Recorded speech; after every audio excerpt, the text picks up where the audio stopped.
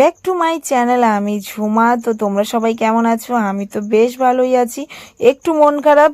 কেন মন খারাপ সেটা তোমাদের সাথে শেয়ার করব। তো আমি আর মা রেডি সেডি হয়ে কোথায় গিয়ে বসে আছি জানো? আমি চলে গেছি ডক্টরের কাছে, কারণ ভীষণ ভীষণ পরিমাণে চুল পড়ছে, কান্নাকাটি ছাড়া আর কোনো উপায় নেই। তো তোমাদেরকে কি বলবো, এই এতদিন ধরে প্রচুর আমি রোগে ভুগছি, শুধু চুল পড়া নিয়ে। তো চলে গেছি ডক্টরের কাছে হোমিওপ্যাথি দেখাতে। তো আমি কোনোদিনও হোমিওপ্যাথি দেখাইনি, এই ফার্স্ট টাইম হোমিওপ্যাথি দেখাচ্ছি। তো শুনেছি উনি নাকি খুবই ভালো, চুলের জন্য খুবই চুলের সমস্যার সমাধান করে, তাই চলে গেছি সবার কথা শুনে ওনার কাছে। তো দেখা যাক ওনার কাছে কতটা গিয়ে আমি মানে কতটা উপকার পাই সেটা আমি তোমাদেরকে পরের ভিডিওতে জানাবো। তো এখন আমি লাইনে দাঁড়িয়ে আছি। আমার আগে যে বয়স্ক মহিলা ছিল উনি ঢুকে গেছে, ওনার সাথে ওনার দেখা হয়ে গেলেই তারপর আমাদের দেখা স্টার্ট হবে। তো তারপর আমি কি করব, একটু ওয়েট করছিলাম দাঁড়িয়ে গেটের সামনে। তো উনি কখন বেরোবে আর আমরা কখন যাব, আমার চুলের সমস্যাটা আমি কখন ডাক্তারবাবুর সাথে শেয়ার করব, সেটাই আমার মনের ভিতরে শুধু ঘুরপাক করছে, কখন আমি বলবো। তো দেখতেই পাচ্ছ চুল যত টানছি তত চুল পড়ছে, কি বলবো তোমাদের সাথে শেয়ার করতে পারছি না, শুধু পরে হয়তো শেয়ার করব। তারপর ভিতরে ঢুকে আমরা ডক্টরকে দেখিয়ে আমরা বেরিয়ে গেলাম। বেরিয়ে আমি আর মা হেঁটে হেঁটে যাচ্ছি ব্যাংকের কাজে। তো ওখান থেকে একটু চলে যাচ্ছি ব্যাংকে, আমাদের চেম্বারের পাশেই আমাদের ব্যাংকটা, মানে আমরা যেই ব্যাংকে বই করেছিলাম সেটা। তো ওখান থেকে বেরিয়ে তারপর চলে গেলাম ব্যাংকে হাঁটতে হাঁটতে গিয়ে লাইনে মা দাঁড়িয়ে পড়েছে, মানে ক্যাশ কাউন্টারে মা লাইনে দাঁড়িয়ে পড়েছে। আর আমি পাশে দাঁড়িয়ে আছি, কারণ কারোর এক একজনের টাকা এক একজন, যার টাকা তার হাতে দেয়, অন্য কারোর হাতে দেবে না। বাট তাই আমি মায়ের টাকা মায়ের হাত থেকেই নিতে চাই।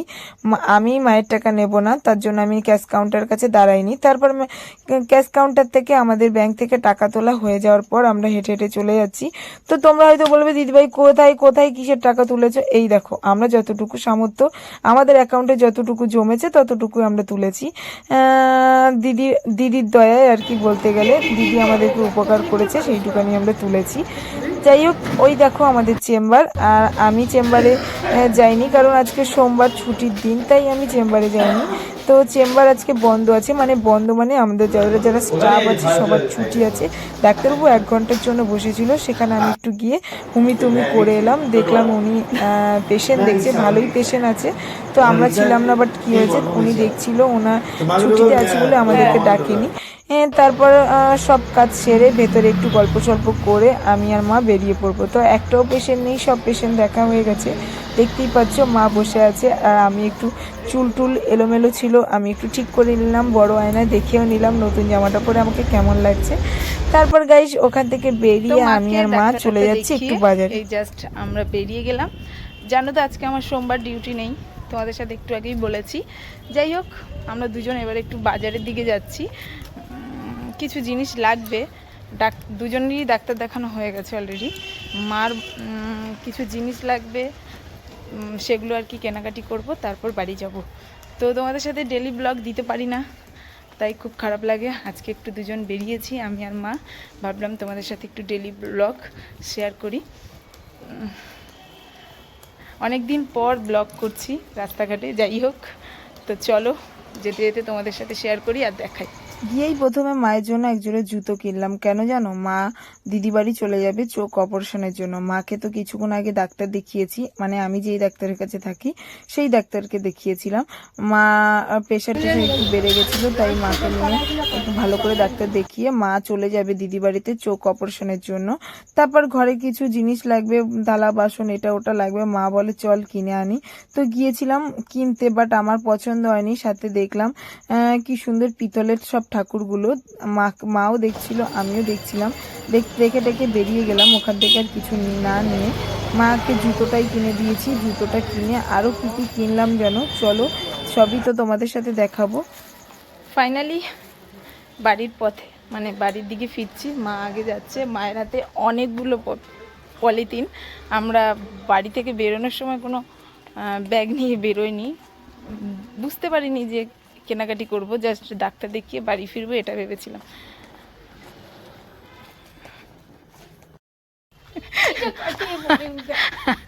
আমাদের জন্য ওয়েট করে বসে আছে বাবা, দাদাভাই সবাই ওয়েট করে আছে।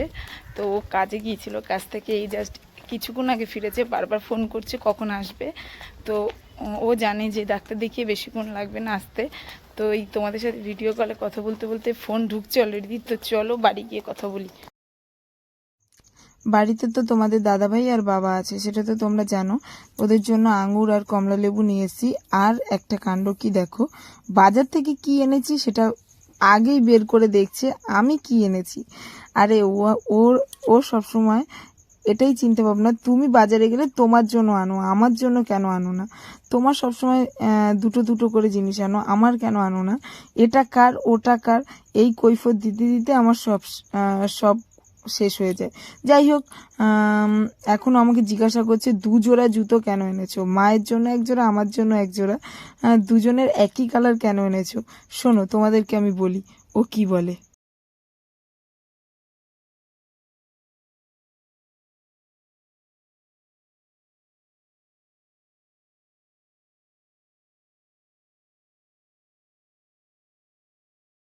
তো গাইস ফাইনালি এই বাড়িতে ঢুকলাম, আর দেখতেই পাচ্ছ সব খুঁটে মুটে দেখছে ঘরের লোক কি কি এনেছি বাজার থেকে। আর তুমি যে ডাক্তার দেখিয়েছো তাহলে ওষুধটা কোথায়? ওষুধটাও আছে ব্যাগে। বাবার জন্য কিছু ফল কিনে এনেছি। আঙুর তো এখন অ্যাভেলেবেল, তোমরা তো সবসময় জানো বাজারে।